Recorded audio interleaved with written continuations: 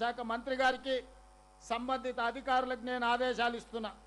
ఈ తెలంగాణ రాష్ట్రంలో తండాలలో గూడాలలో ఉండే ఆదివాసీ బిడ్డలకు 100% ఇందిరమ్మ ఇండ్లు ఇవ్వాలి.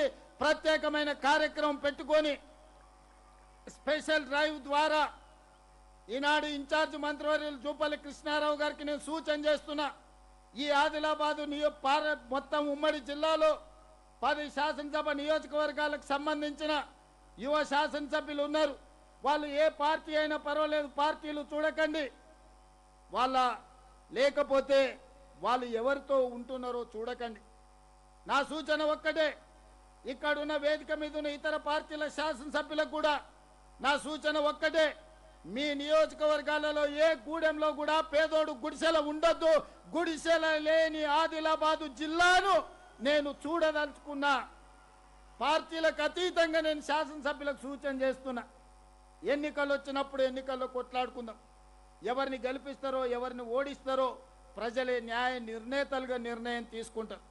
కానీ ఈనాడు తెలంగాణలో వివక్ష లేని రాజకీయాలను, వివక్ష లేని సంక్షేమాన్ని